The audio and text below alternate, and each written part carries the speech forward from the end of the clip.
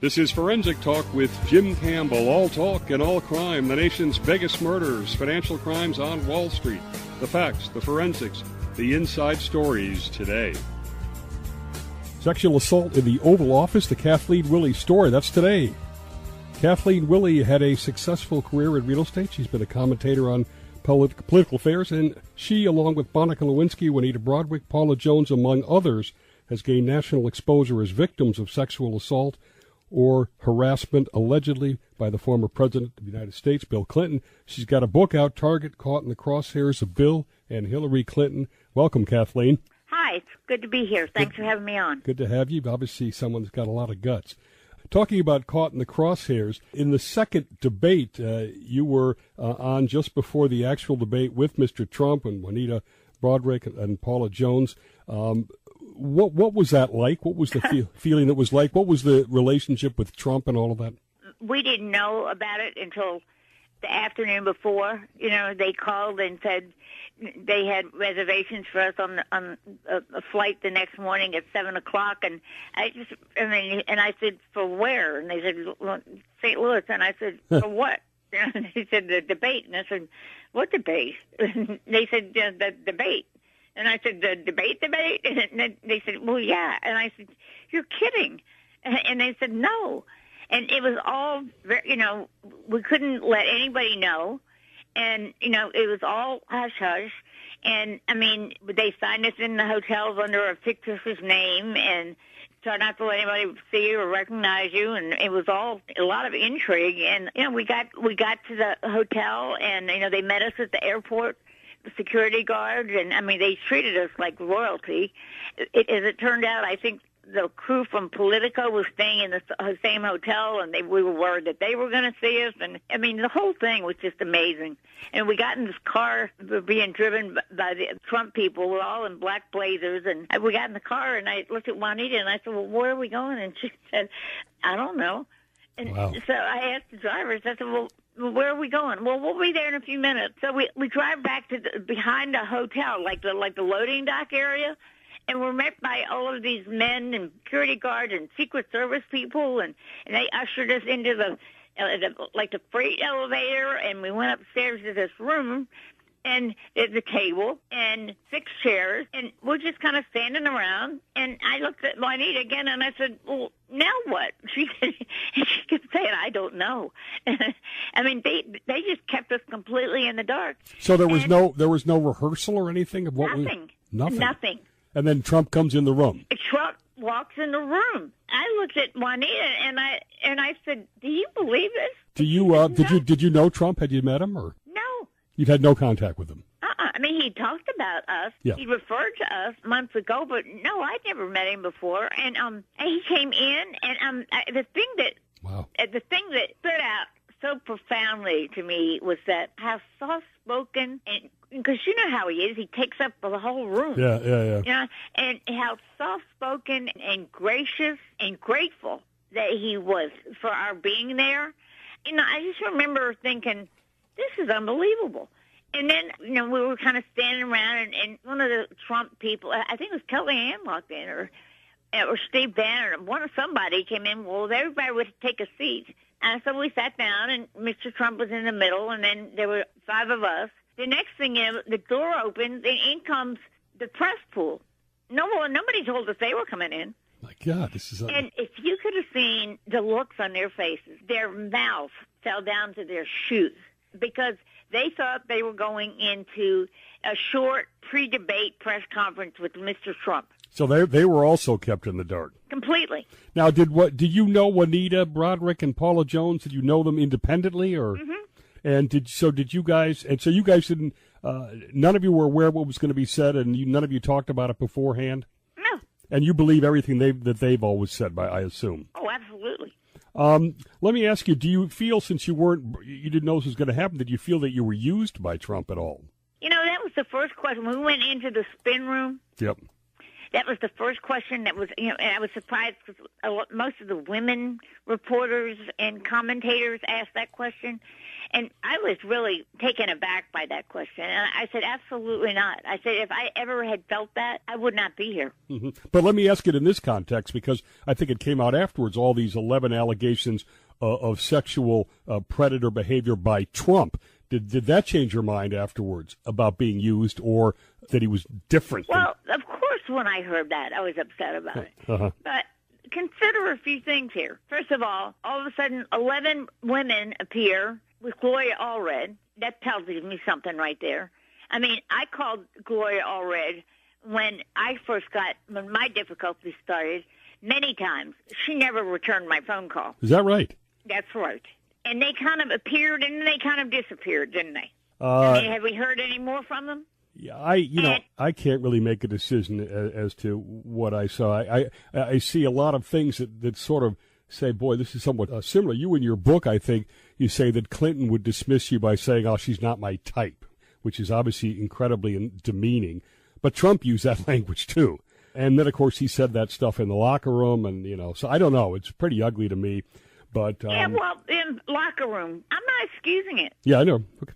I am not excusing it. But he did admit it. Mainstream media found it. They couldn't get it out there fast enough, and they were looking for everything they could find. But he immediately apologized, okay? Now, let me ask you something. Have you ever heard Bill Clinton or Hillary Clinton apologize to any of us? Not only that, as I saw in your book, when he had to admit the relationship with Monica and one time with Jennifer Flowers.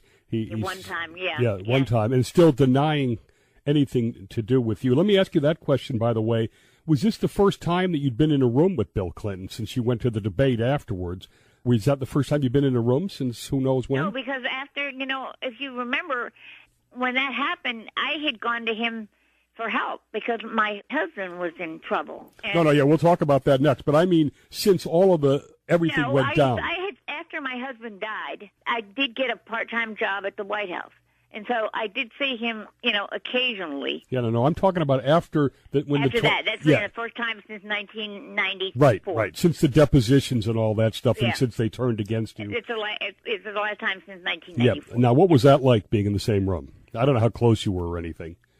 Close enough to see the look of terror in his face. Juanita was having a hard time with it because she hadn't seen him in 35 years. I was going to say, did he see you guys? Oh, yeah. I mean, because I know you talk about this incredible thing where he focuses on you. Did you see? Oh, he saw us, for sure. He looked at you. He looked at you. You saw him look at you. Yeah. Oh, yeah. And you saw what expression or what feeling did you get in his face? Terror. Was he angry? Terror. Just terror. Because he thought, what? He was just gonna... He thought, these women are actually here? Are they going to say something? Are they going to speak? Are they going to talk?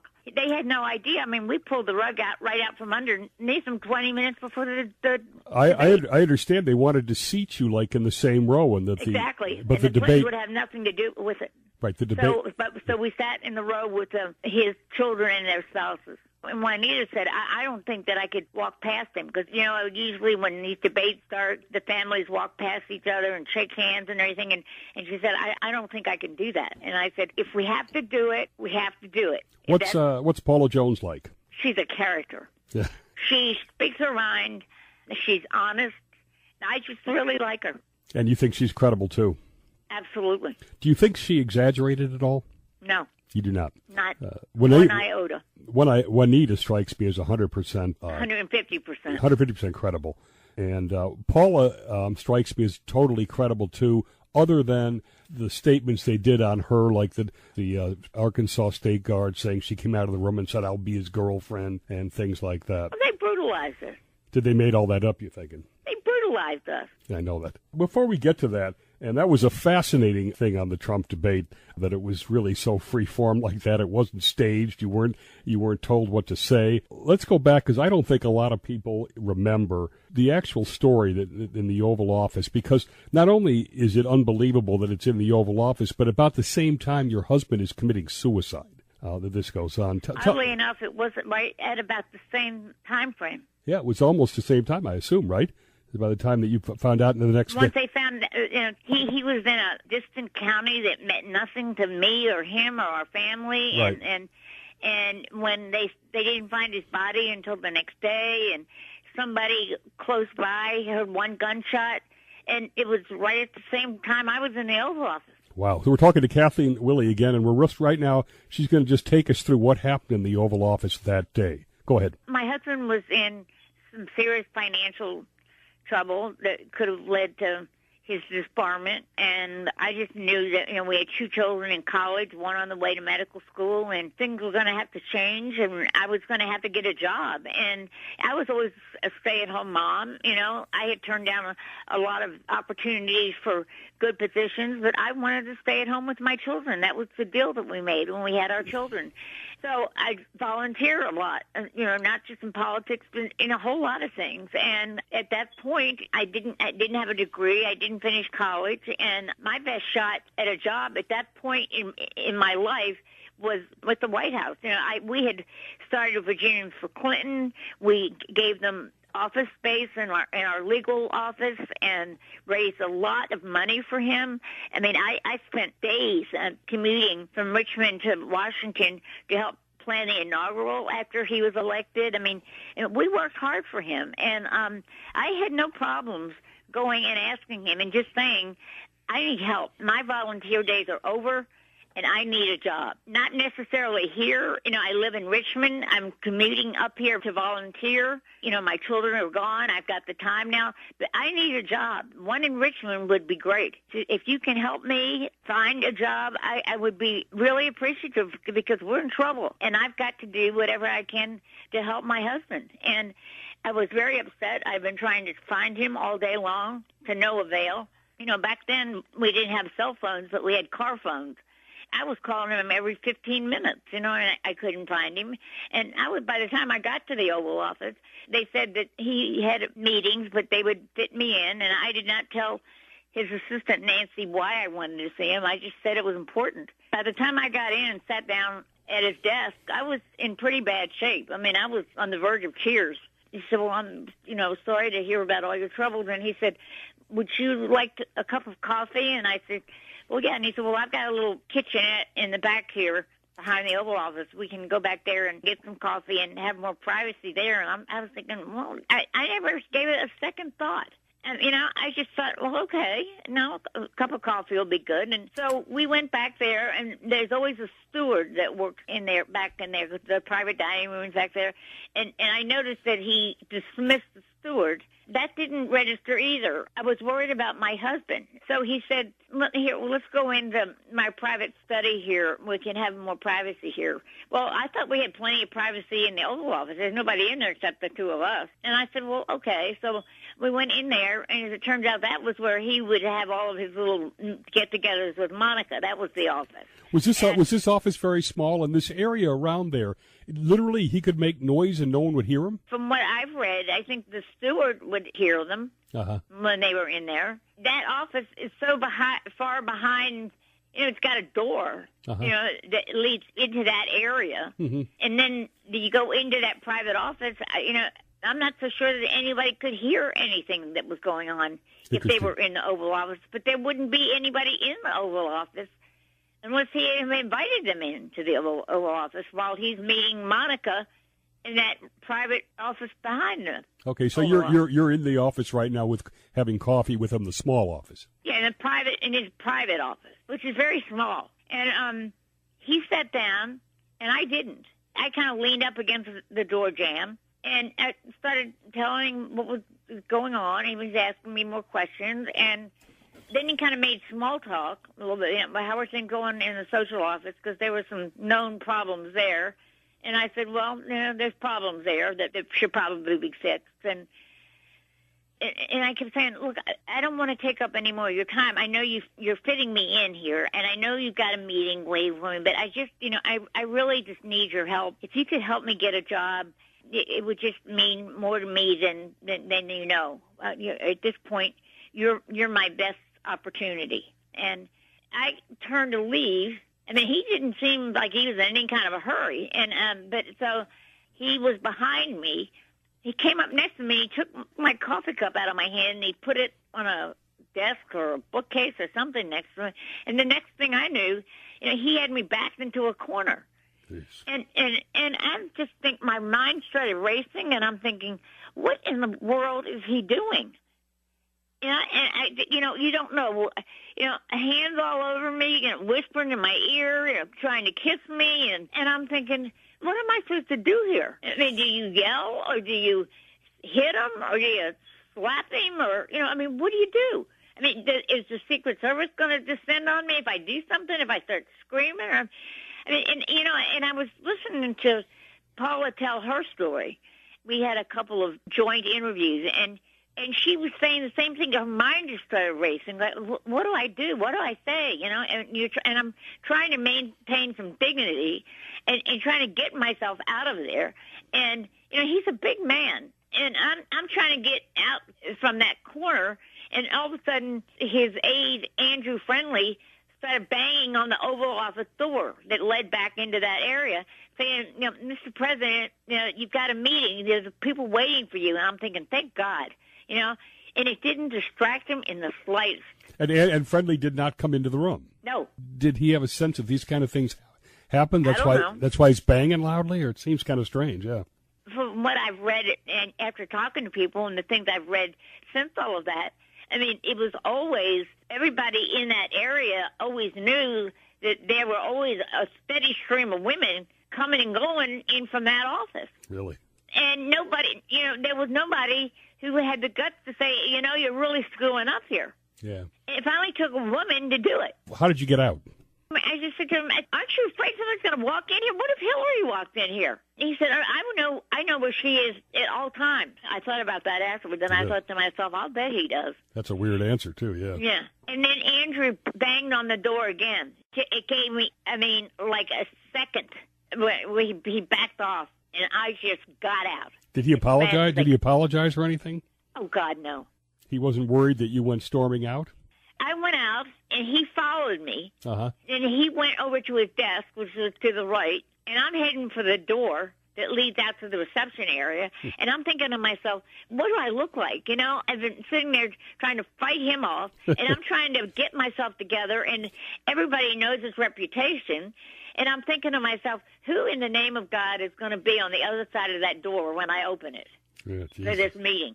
And sure enough, there stands Lloyd Benson, Leon Panetta, and Laura Tyson. The whole economic team. And I just thought, what are these people going to think? Did they look at you in a way that something happened, or that you looked? I walked by them so quickly, I don't remember any reaction. Did you talk to Nancy Hernreich or Betty Corey? Nope. You just went out of there fast as I could. Now the next part of this, which I had forgotten, the Forrest Gump of the Clinton scandals. Linda Tripp, who was there when Vince Foster's last moments, Monica Lewinsky, that she was the first person you went to, or whatever. Right. I got out of there, and at that point, all I would want to do is get on a train and get home and find my husband. Mm-hmm. And I went and I found Linda. She looked at me. She said, "What happened to you?" And I said, "You're not going to believe this." At that point, you could smoke, and she smoked, and she said, well, let's go outside. So I told her what was going on. And I said, I just got to get out of here. And she since changed the story. Yeah, she said that you were elated and everything, right? Oh, I was giddy and elated. And I think, and I said this before, I said it on 60 Minutes, I said it to Ken Starr, I said it before a grand jury, that in my whole life, and when I get into awkward situations, I use my sense of humor to kind of get myself out of it. And I think that's what she read into it. What about that she seemed to be a pot stirrer, and in your book you talk about, she says, now you're going to be able to have an affair with him, you'll be going to Camp David, safe houses. Where is she pulling all this stuff out? Is she sort of fantasizing this stuff? She hated the Clintons. Yeah. And she was very loyal to the Bushes. I don't know what happened between her and Monica. All I know is that they wound up at the Pentagon together, which is the stupidest thing that could have ever happened. Yeah. The person who sent Monica over to Linda Tripp's office was not thinking clearly. Eventually, I did get a part-time job in the counsel's office, where Vince had worked. Right. And worked with Linda. And our relationship ended badly because they brought in a new counsel, and when he came in, he brought his whole team with him, and that was curtains for us. Uh-huh. That was the end of her job. Yeah. But they let me stay on part-time, and she was furious about that. You're listening to Forensic Talk with Jim Campbell. We're taking deep dives into unsolved murders, financial crimes on Wall Street, intrigue in Russia, only here on Forensic Talk with Jim Campbell.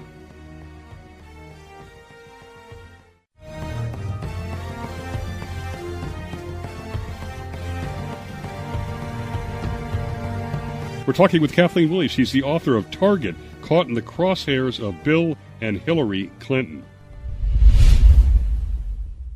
So talk about Clinton. When you first met him and you were helping in the Virginia campaign, and you talk about him eyeing you up and down. He makes these phone calls to try to get you to bring him chicken soup. He's pretty obvious about bad behavior, but you're able to sort of overlook that, or what? He was flirtatious, but I mean, he's one of those kind of people that flirt. I mean, he's very engaging. Yeah, he's very charismatic.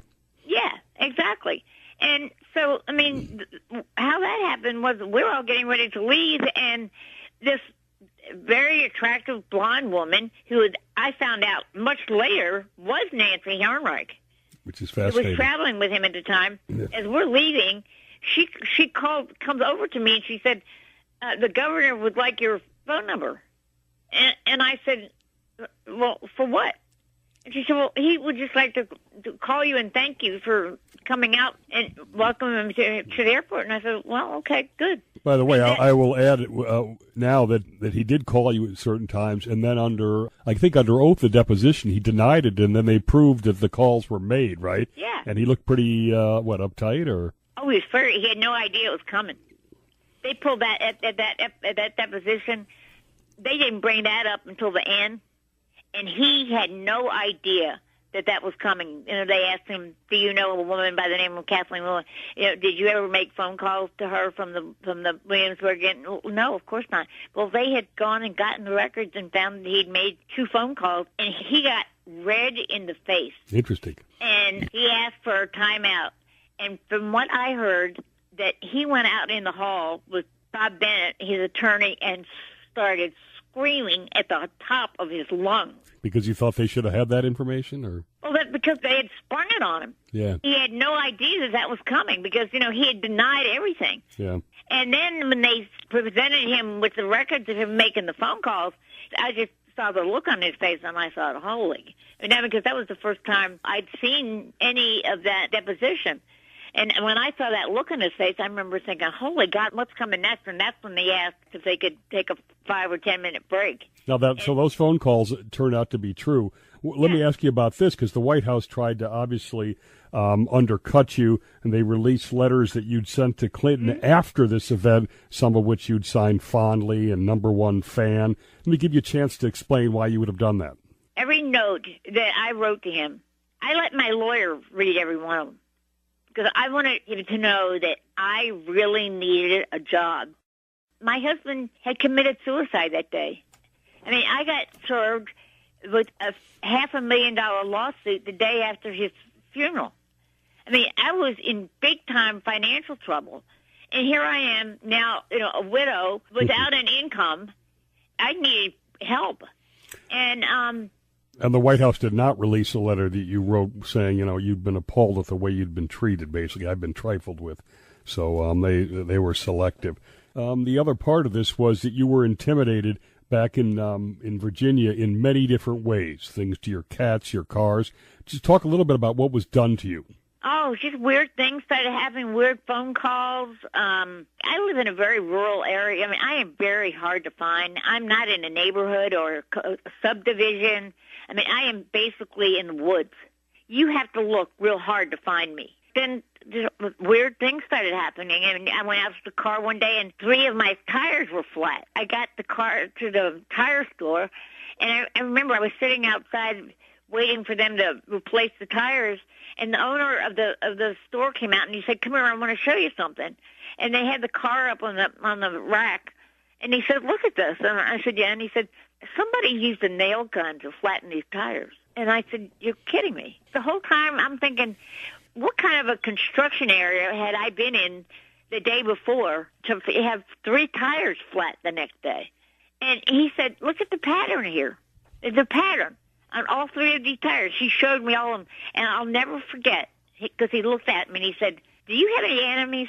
And that was the first time, other things that had happened prior to that were just kind of weird, and you think they were playing mind games on me, phone calls, hang-ups, and then it got serious. Then my cat disappeared, my German Shepherd, who never left my side ever, she disappeared for 3 days, into thin air. Now, who do you think is behind this? Private investigators that were hired, or? Hillary Clinton had the 3 best private investigators in the country on retainer, and she had them on retainer since her days in Arkansas. Ed Palladino, Pelicano, who served time in jail, and Terry Lindner in Washington. Who I've also interviewed. Oh, you have? On a separate, yeah. I didn't know he was involved in this until I read your book, but right. I interviewed him on other stuff. You have a stronger hatred for Hillary than Bill Clinton. 2 days before Paula's deposition, they threatened my children's lives. 2 days before the deposition? Yeah. Before you gave a deposition in Paula's case? That's how I got outed. They started looking for women. When Paula filed her sexual harassment suit, they started looking for other women. And you did not want it. You did not want to go public with this, right? I never intended to. Never intended to. No, it was a bad story. I had told a couple of friends about it that I thought I could trust, and 2 of them it turned out I couldn't, and they found me, and I got subpoenaed, and my lawyer and I tried to get out of it, but try getting out of a federal subpoena. And we're talking with Kathleen Willey. The book is Target Caught in the Crosshairs of Bill and Hillary Clinton. Now, let me ask you a little, we do a little psychodynamics. You think that he's a sex addict and she's an enabler. Talk a little bit about that. What causes him to take such risky behavior? Because he's a psychopath. He has no conscience. He brutally raped Juanita, and then a couple of weeks later started calling her nonstop, asking her when's the next time she was going to be back in town so that they could get together again. Is that right? Yes. I didn't know that. Do you think that does he have a sense of denial and not know this? You said the next time you were in the Oval Office, you said, let's forget this and we'll move on, and that he looked right through you like he didn't even recognize what you were talking about. No, the last time I was in the Oval Office was when my job ended. No, I mean you. I think you said when you were in there or whatever, or when you saw him, you said let's forget about what happened or something, and that he just sort of looked through you like he. I don't think he has any memory of any of the incidences of these many women that he's assaulted. So why do you think he's doing these things in the Oval Office? He assaults you. He's got Monica going on. The Paula Jones case is going on at the same time. It's not just Monica. There's other women, too. Now, that was another question I was going to ask. Do you think there were that Monica looks very strange because of the fact that this thing happened at the Oval Office, or that the others never came out? We know now about Eleanor Mondale, right? Right. We know about her. But I've heard, there was just a steady stream of women that coming and going all the time. So so that maybe what was going on with Monica wasn't like a unique, risky kind of deal. One time she came to see him, and they wouldn't let her in because he was in there with Mondale. But wouldn't it have been simpler? Maybe I'm being a little naive. Wouldn't it have been simpler for Hillary to say, "We got to get you some help on this"? Like if he was a drug, if it was a drug problem or an alcohol problem. Well, that's my point. Okay. Yeah. Why wouldn't? Because she didn't care. But she's not dumb. I would think that she would have wanted to have the situation under a little bit of control. In other words, given the benefit that it's a sickness, that he's not, some serial. That's the first thing I would have done if I wanted to save my marriage. Right. The first thing I would say is, okay, one time we'll handle that. Mm-hmm. But she has known since before they got married who he was and what he was up to. And never wanted to try and get it fixed? Never, as far as I know. Never made any attempt whatsoever to get him into any kind of counseling or rehab or anything. And she just went after the victims. Where is your thinking about this now? Are you devastated still? Does it impact you every day? You've moved on? It's always kind of there. I would be having a much harder time right now if she'd been elected. I'm so relieved. I can't tell you. I literally have been making plans to leave the country Why? she had been elected. Why? I mean, if she's... Because I'm scared, because who knows what she would have done. You think she would have gone after you still? Yep, absolutely. There's not a doubt in my mind. Now, we just had the Trump thing where you went out on the second debate. In the last, couple of years or period, nothing has happened, I assume, from them, right? No. You're not still getting tailed or anything, right? Not that I know of. No, so it's just the fact that you're paranoid, right? Because understandably, they went No, I'm not paranoid as much as I'm vigilant. Yeah. I mean, people have said, especially after she lost, are you afraid now? Well, I've got guns and security systems, and the thing about it is, and I was talking to Juanita about it, of course, a different situation, but yeah. I think I'll spend the rest of my life just being overly vigilant, and that's not a fun place to be. No.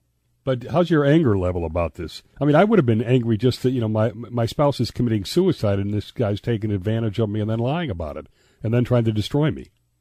Well, yeah, angry is putting it mildly. And you still, is that degree of anger still there, or does that dissipate over time and gets better? And I'm less angry. Enough time has passed, and the fact that they're gone certainly helps. And they're going to wind up in jail. Do you think that would Clinton have really not remembered even the Paula Jones event just because there were so many people? She was just, somebody that he never even. I think you're. I think you're absolutely right. So that he can basically stand up and deny it because there were just too many to remember. Yeah, I think there were thousands. Thousands? Mm-hmm. What do you think he is today? Well, he's got a mistress, they say. But it's not like out of control compulsion anymore, do you think? Or has there been a change in your mind? Well, somebody told me that somebody who called that I had an interview with who lives out in L.A. Mm-hmm. said that he was out campaigning for her in L.A., about 3 months ago. Well, it might be about 4 months ago now. And he was hitting on women out there then. He seems kind of old now, doesn't he? And he doesn't look well. He looks 80 years old. Yeah, he looks 80 years old. Yeah. When you saw him in person at the debate, does he look bad in person? He looks horrible. And he was obviously very, very young looking when you knew him back in the 90s, right? Right. So he just hasn't taken care of himself. Well, he's got a bad heart. He looks much older than he is. I mean, he's almost feeble. Really? His hands shake uncontrollably. Yeah. It doesn't bother me in the slightest. I'm sorry. Did you? I got no sympathy for him. What's the Oval Office like? Beautiful. Is it just an amazing sense to be in there and that? It's an incredible sense. I mean, I tell you what, I got the bug when JFK ran for president. I'm Catholic, and I was in Catholic school, and the nuns were all beside themselves, and my wife fits all that too. Yeah, she's Irish too. Yeah. Yeah, they brought in television sets on election day and inauguration day. I mean, we were all into it, and that's when I really, got the bug. And he really bothered me afterwards. That you can request any death that you want when you. Yes. And he requested JFK's death. Right. And I remember, as upset as I was at what was going on, and I'm sitting there at that desk telling him about it. And I had my hand on the desk, and it crosses my mind that I'm sitting here with my hand on John F. Kennedy's desk. Yeah. And I mean, it's surreal. It's surreal and it's beautiful. And you weren't intimidated by the Oval Office. They say some people go in there and they can't even speak. They're so nervous. I wasn't thinking about being in the Oval Office. I was worried about where my husband was. And trying to get a job, yeah. Right. It's amazing to me that the media never put any of these women together until it was too late. It was all, Clinton would shoot it down, right? And they do a good job, whether it was Jennifer Flowers or whatever. They would shoot it down, discredit it. But after a while, I said, there's been 6, 7, 8, 9, 10.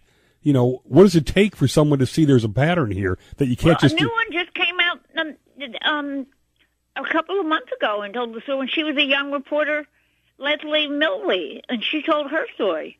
And she had to leave Little Rock. He wouldn't leave her alone. Is that right? Yeah. She came out with her story with Aaron Klein on his show. Wow. On his radio show every Sunday night.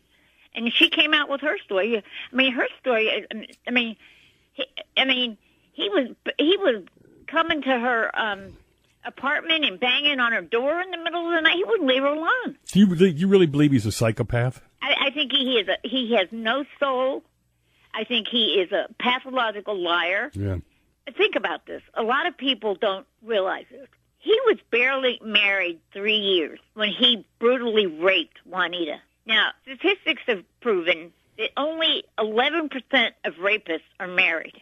And he thought, just to show you how sick that he was, he started calling her afterwards for months.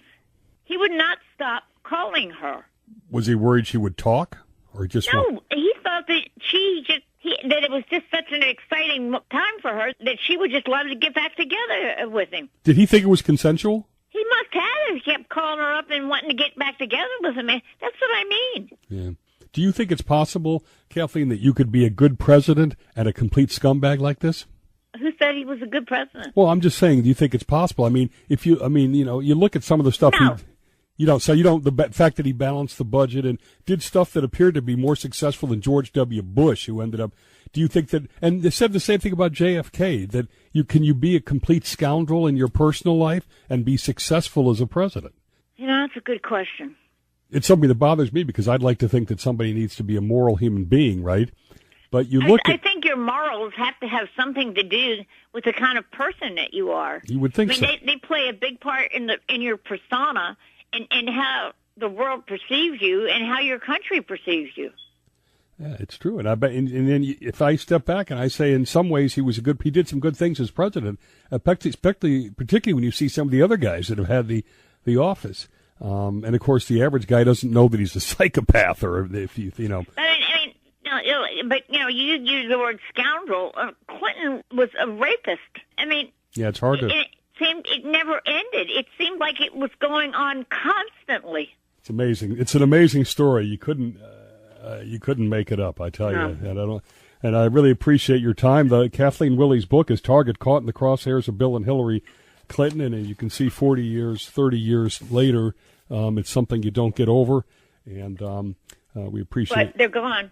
I said we appreciate your time very much.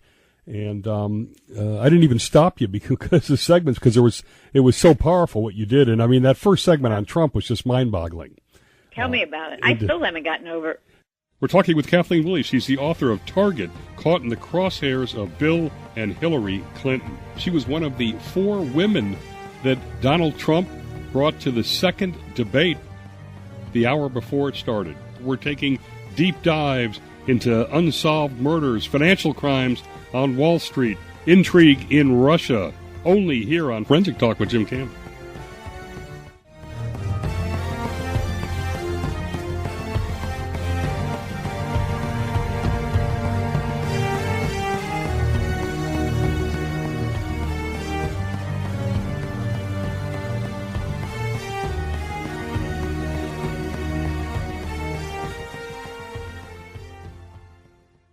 This is Jim Campbell, host of Forensic Talk. Tune into this station on Monday evenings at 6 p.m. for deep dives into the biggest crime stories today. Unsolved murders, financial crimes, penetrating questions.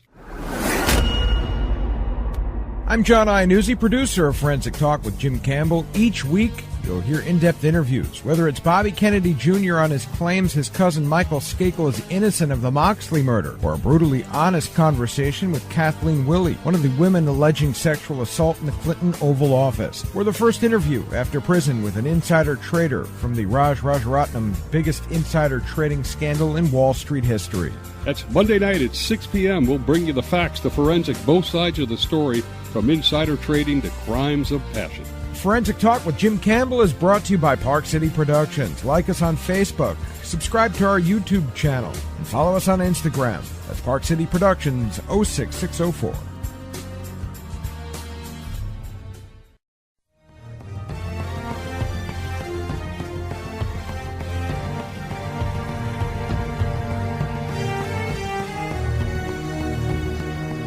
You're listening to Forensic Talk with Jim Campbell. We're talking with Kathleen Willey. She's one of the people that has alleged that she was assaulted by President Clinton. And I guess the world just let him get away with this. Well, it's like I said, Hillary took a personal betrayal, and rather than saying, okay, we're getting you help. Exactly, yeah. Or if it ever happens again, you're out of here. But she realized the charisma that he had and the power that he seemed to have politically, and she wanted to latch onto that. Did you ever meet her? Did you know her at all? Oh, yeah. I met her, sure. And what did you think of her? She's unattractive, cold, unfriendly, has no fashion sense whatsoever, and not at all genuine. You're just somebody else she has to shake hands with, or somebody else that she has to work with. I mean, the amazing thing was when the social office is the First Lady's office. Yeah, I know. In the East Wing. We never saw her. I only saw her over there once. Yeah, she had no interest in it. None. I mean, when it came to state dinners and all, she didn't know the difference between a salad plate and a dessert fork. Yeah, I think she thought that health care was more important and stuff like that. No, she needed to be in the West Wing because she didn't give a rip about what happened socially in the White House. What did Clinton see in her then that she could help him get power? You tell me. I think they fit together. They saw that each one could only get to where they want with the other. Darndest thing I've ever seen. It's not like, she was, Bridget Bardot, for God's sake. I mean, look at her. And I'm telling you, people that know them say that the marriage is real in some way. I just think they have a sick connection.